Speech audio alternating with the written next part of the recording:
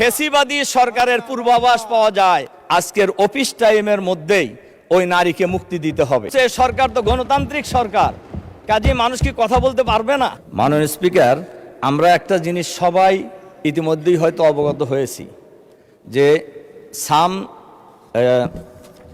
নাদিম নামে এক ব্যক্তি ফেসবুকে সরকারের কিছু পরামর্শও দিয়েছে, সমালোচনাও করেছে। সেই সমালোচনা বিএনপি জামাত উভয়কেই করেছে এবং তার এই ফেসবুকের স্ট্যাটাসের দিয়েছে, কি বলে, শেয়ার দিয়েছে একজন সাউদা সুমি নামে এক নারী।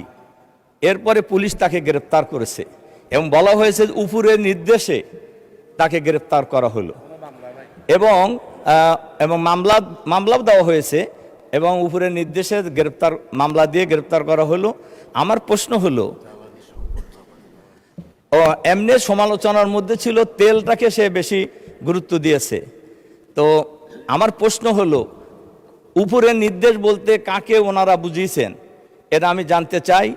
আর এর সাথে সাথে আমি মাননীয় স্পিকারের মাধ্যমে সরকারের কাছে আহ্বান জানাতে চাই, আজকের অফিস টাইমের মধ্যেই ওই নারীকে মুক্তি দিতে হবে এবং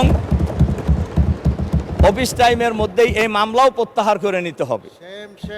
তার কারণ এই গ্রেপ্তারের মধ্য দিয়ে ফেসিবাদী সরকারের পূর্বাভাস পাওয়া যায়, অথচ এই সরকার তো গণতান্ত্রিক সরকার, কাজে মানুষ কি কথা বলতে পারবে না? এজন্য আমি মাননীয় স্পিকারের মাধ্যমে এই বিষয়ে আমি সবার কাছে দৃষ্টি আকর্ষণ করছি। এবং আমি দয়া করে বসেন মাননীয় সদস্য, এটা পয়েন্ট অফ অর্ডার রূপে গৃহীত হলো না, এটা কোনো পয়েন্ট অফ অর্ডার হয়নি, বিধিও আপনি উল্লেখ করেননি।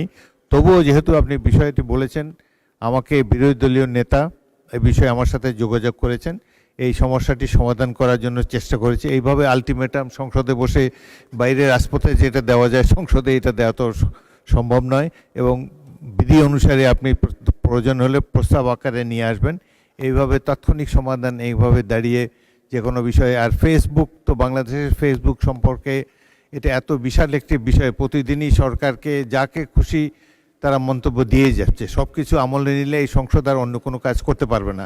তবুও মাননীয় বিরোধী দলের নেতা আমাকে বিষয়টি জানিয়েছেন, আমরা বিষয়টি খেয়াল করছি, এ ব্যাপারে আমরা প্রয়োজনীয় ব্যবস্থা গ্রহণ করার উদ্যোগ গ্রহণ করব। ধন্যবাদ। বসুন।